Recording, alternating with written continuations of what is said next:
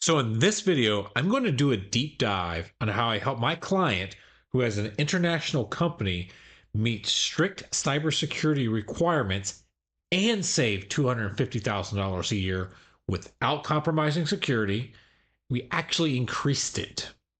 If they had done nothing and just paid the existing bills that the tech team was trying to pile on them, they would have been out an additional $250,000 per year to get compliant with the new cybersecurity framework that the industry was going to be forced to be complied with. But we took a smarter approach to it. This is how we did it. I was initially reached out to because my role as a CISO or Chief Information Officer, CIO consultant with over 25 years in technology experience, I kind of help bridge that gap between the technology side of the house and the business side of the house. The technical team in this particular instance just wanted to continue to throw more tech at the problem. I used to joke that tech people like to tech. Everything looks like a nail and it requires a technical hammer, but it was becoming a budget nightmare. The company had to comply with a new strict cybersecurity regulation. So, in this particular case, think something like HIPAA or NIST or PCI or something kind of similar to that. So, first, we analyzed the cybersecurity framework that they needed to meet because this set the foundation for pretty much every decision moving forward. Next, we ran a full gap analysis of their tech stack. So we reviewed what tech they had, how was it being used, or if it was being used at all, which comes up later. How much did it cost to actually support all of the tech that they had running throughout the company? And what security risks does the tech as it was be introduced? So this was a heavy spreadsheet process. We were analyzing financial data. I spent a lot of time going over financial data as well as reviewing the logs from the tech team. So when did people log in? How often did they log into the system? How often were they utilizing some of the equipment that was in place? So the result, after we did all of this over a period of about a month, once we got all the data together, the result was there was a ton of unused, redundant, and expensive tech just kind of sitting there that people were either carrying around or just never using. And of course, there's expense that goes along with that. So I want you to think about this for a second. Every piece of unused technology expands your threat landscape within your company. Even unused software, unused computers, they still required the additional security tools to meet the compliance requirements.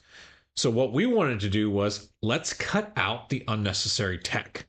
This saved on licensing fees as well as hardware fees, as well as now the additional security stack that needed to sit on just the general software stack.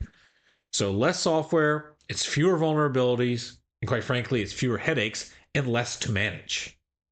In other areas where it didn't make sense to just continually throw money at the problem with more software and just more software, and as I was hearing, more software, we decided to tighten policies where the risk was low. So, for example, instead of spending thousands on more email security solutions, we implemented deliberate email handling practices, particularly who can send and receive and how. And you can check out my short video either here, wherever that pops up at.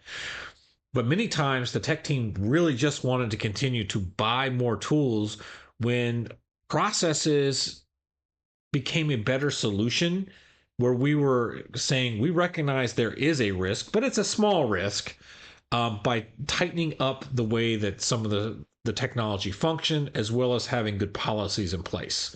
So my job in those particular instances, after we'd done all of the analysis and we started coming up with ways to redo some of the workflow of the business, was to push back and ensure that we were making smart decision making that was based in reality. In addition to this, we weren't just about cost cutting.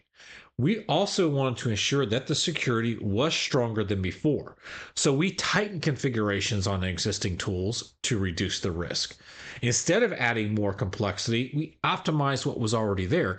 And of course, for those areas of the business that we could not restructure, we couldn't really take the workflow, that it was still a higher likelihood of something to occur, yes, We had to go purchase more technology licenses to build out that full tech stack when it comes to audit trails, logging, um, data loss prevention, any of those types of things that the company was not required to adhere to before, but needed to now. But we made sure that we put boundaries around that.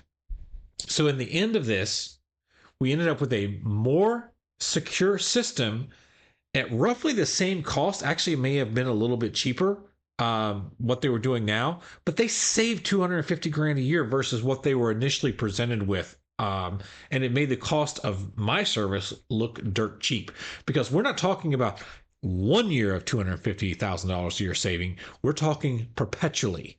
So every year by implementing some of this stuff, it was $250,000 a year. So smart cybersecurity isn't just about spending more money. It's about optimizing what you have. Yes, again, you may need to spend more money on tools. If you've been completely slacking off, you're running outdated equipment, you're running outdated software internally, if your cloud solution set is not up to snuff. But there can be alternatives if you take the time to look. So how can you apply what I did for that client to your business? Audit your technology very regularly, whether that's 3 months, 6 months, or I would say at least annually. But also after major events like layoffs, acquisitions, or hiring sprees, anything that kind of dramatically affects how your company may run, go through and do an audit. Include everything in your audit, not just software, but also operational technology like security cameras, door badging system, HVAC controls. They're all part of that threat landscape. So you get a full picture of what's in use, what's a vector in for a threat actor, or a vector that an employee may accidentally kick the door open in and let a threat inside. Check the logs. Don't assume a tool is being used just because you pay for it. I also spent some time on a technical advisory committee for a local public school system to find out tons of software that they were paying licenses for just sat around unused. That adds up. Don't be afraid to rework your business processes. If your team isn't using a tool enough to justify its cost, change the workflow, get rid of the waste. Align with your cybersecurity framework. Make sure every piece of your tech serves a real purpose and doesn't introduce unnecessary extra security risk because you've introduced a new tech. Make sure that if your industry doesn't require necessarily a framework, go look at one. Go look at the NIST cybersecurity framework as kind of a base starting point to start getting you moving in the right direction. Just don't go into some of the stuff willy-nilly. So if you want to optimize your cybersecurity costs while improving your security, probably improving your business workflow at the same time, start with an audit, focus on efficiency, not just spending. I can't guarantee, obviously, that you're going to save $250,000 per year, but I bet you can come up with some creative solutions during the process or find out that you've been neglecting it and you need to actually spend a little bit more money. If you need help with your cyber planning, check out my link in the description.